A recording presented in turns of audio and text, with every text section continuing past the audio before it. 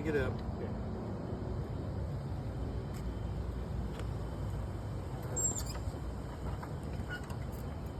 Yeah, that's all it's doing.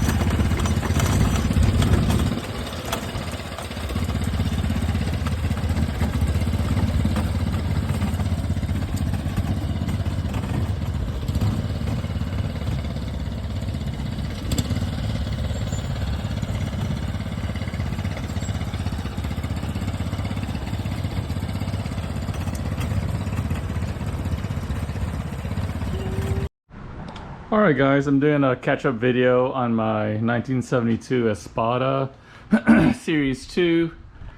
I've done actually a fair bit of work to it over the last few months, and I'm actually to the point now where I am addressing some structural issues on the car.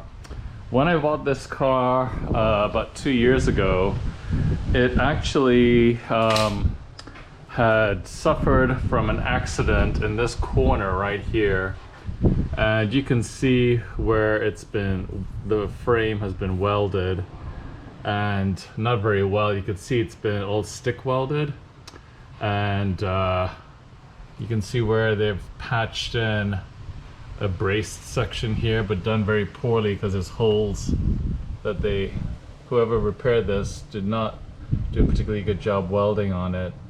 So I'm actually going back now and I'm grinding down all these welds. Actually, welds were huge and very blocky. So I'm just sanding them down using a flat disc. And then what I'm gonna do is actually have some help from two close friends who are old school hot rodders. And they've done some of this type of work over the years on American muscle cars. And they are excited to actually help me with this. And what we're going to do is we're going to reinforce this entire section here, just under the frame, under the engine. This section, you can see this section here has been damaged from a jack over the years, and we're actually going to build a new section here and reinforce it. And then over here we're going to build a section to straddle here, tie it in, and we're probably going to use 14 gauge, which is plenty strong, and it'll weld really well to this. So I'm in the process right now of grinding down all the welds, removing all the undercoating. I've got some structural issues to address, like right here. You can see this whole triangle here is all rotted, and I'm gonna cut this all out, and then we'll build a new piece. And unfortunately, when this car was in whatever accident it was, whoever did the repair decided to weld the nuts and bolts to these areas. So I had to physically cut the nuts and bolts out. So now I have to rebuild these mounting brackets for the upper control arms. So that was a very unpleasant surprise. But the good news is the car will be saved, and I'm going through and really addressing everything it needs. It's going to be real nice when it's done. Here on the front sway bar, it's the same story. You can see where it's been welded and reinforced, and I'm just going in and clean that all up, and then we'll run a nice clean bead of weld and make it look real good. And we'll do that over here.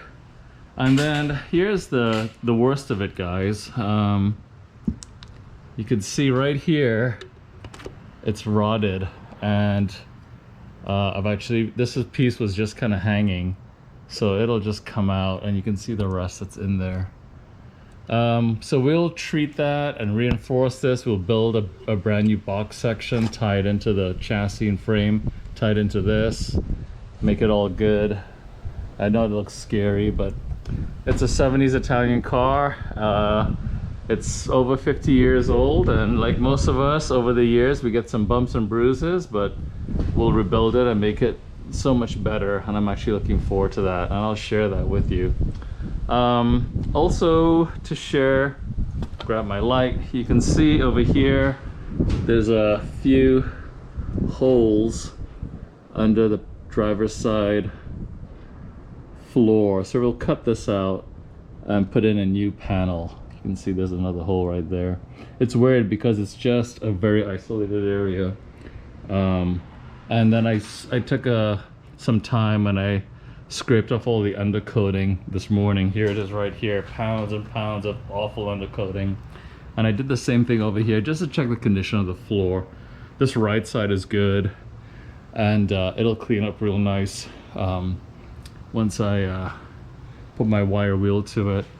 The rest of the car underneath is pretty good. There's a little section here that will need to be cut out and a new piece welded in. So this is right in front of the rear left tire, so we'll take care of that as well.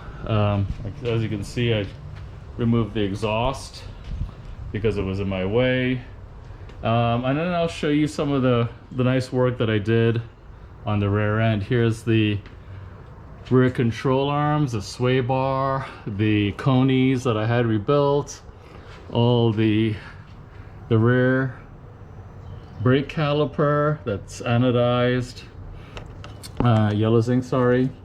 The e-brake is finally hooked up. The car now has a functioning e-brake for the first time since I've owned it. And you can see all the new fasteners. Everything is grade 10.9 or 8.8. All powder coated, and all new bearings and bushings. The control arm bushings I actually designed in AutoCAD and then made it on my lathe. I bought these bushings from GT Car Parts in Arizona. Powder coated the sway bar blue. You can see all the new fasteners and all the brackets. Everything came out really nice on the rear, and the front's going to be equally nice once it's done. So I'm really looking forward to that. Here's the axles, the CV axles. Those came out really nice as well. I also have a new fuel pump in here, as you can see. New Bendix pump with a brand new ground strap, new brake lines. So yeah, just kind of going through the car and giving it some love, guys. Definitely I was not excited about the frame damage and the accident that it sustained, but it is what it is. The important thing is it's going to be rebuilt, and it'll be done right, and it'll be strong and good again. So just wanted to share that with you guys, and looking forward to some more adventures with the Espada, and stay tuned. I hope you like the video. I'll do an update video as I make some progress on the box sections we're going to fabricate, and then we'll have a follow-up video. So hope you like, and stay tuned. Take care. Bye.